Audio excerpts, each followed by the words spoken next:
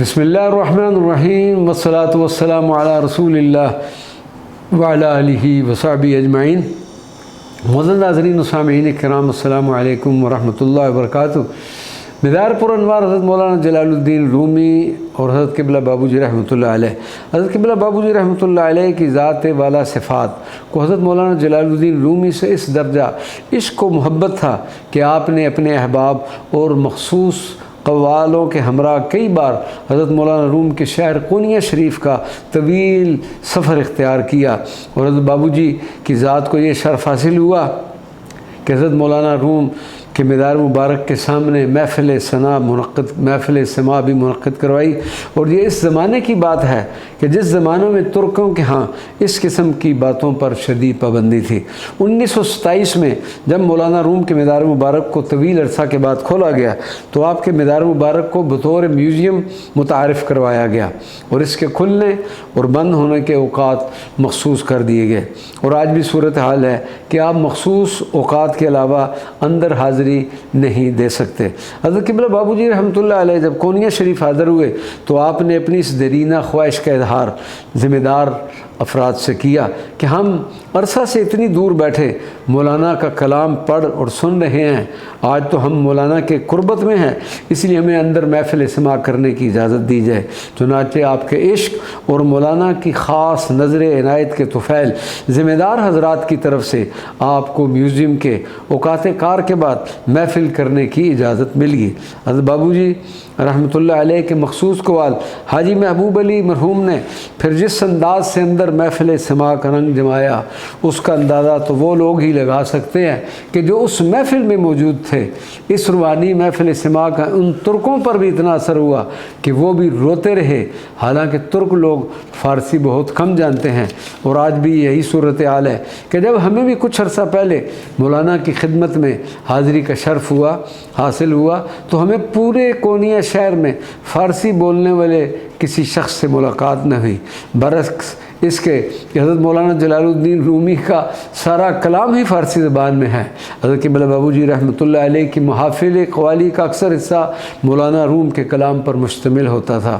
اس کے علاوہ حضرت بابو جی رحمۃ اللہ علیہ ہر سال حضرت مولانا روم کے یوم وصال پر محفل خاص منعقد کرتے، اور لنگر میں بھی اس دن خاص لنگر پکایا جاتا اور تقسیم کیا جاتا۔ حضرت قبلہ بابو جی رحمۃ اللہ علیہ کو مولانا سے انتہا درجہ محبت تھی، اور آپ کا وصال بھی اسی ماہ میں ہوا جس ماہ مبارک میں حضرت مولانا روم نے وصال فرمایا، یعنی جمادی الثانی۔ فرق صرف 3 دن کا ہے۔ حضرت بابو جی کا وصال 2 جمادی الثانی اور حضرت مولانا روم کا وصال 5 جمادی الثانی۔ اس مناسبت سے ہم آپ کو حضرت مولانا جلال الدین رومی کے مدار مبارک کا مختصر تعارف کروا دیتے ہیں۔ مولانا جلال الدین رومی کا وصال 5 جمادی الثانی 672 ہجری غروب آفتاب کے وقت ہوا۔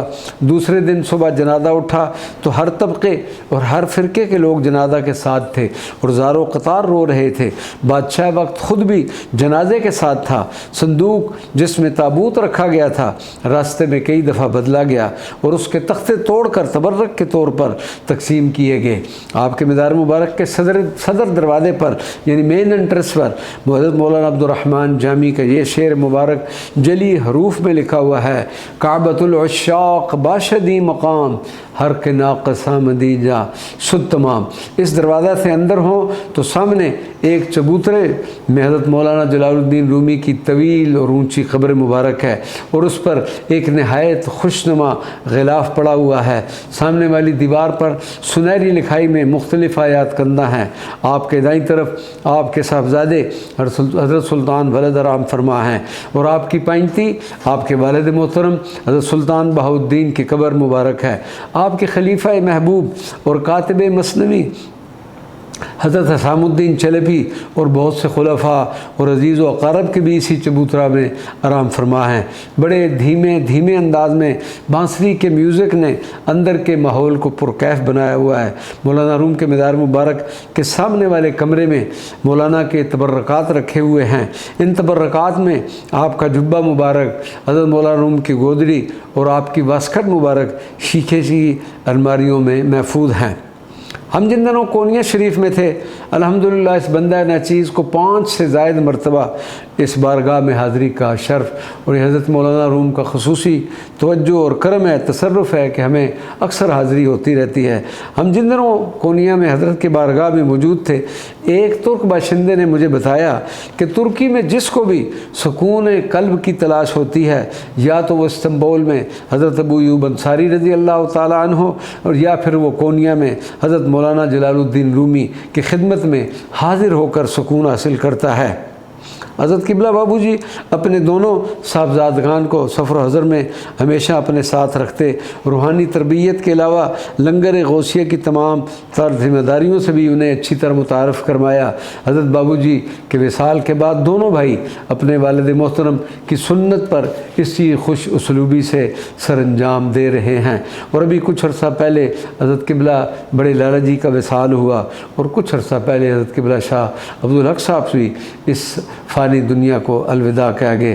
دعا ہے اللہ تبارک و تعالیٰ اس آستانہ عالیہ کی فیوزات و برکات کو ابد جاری و ساری رکھے، تاکہ آنے والے زائرین ان فیوزات سے ہمیشہ مستفید ہوتے رہیں۔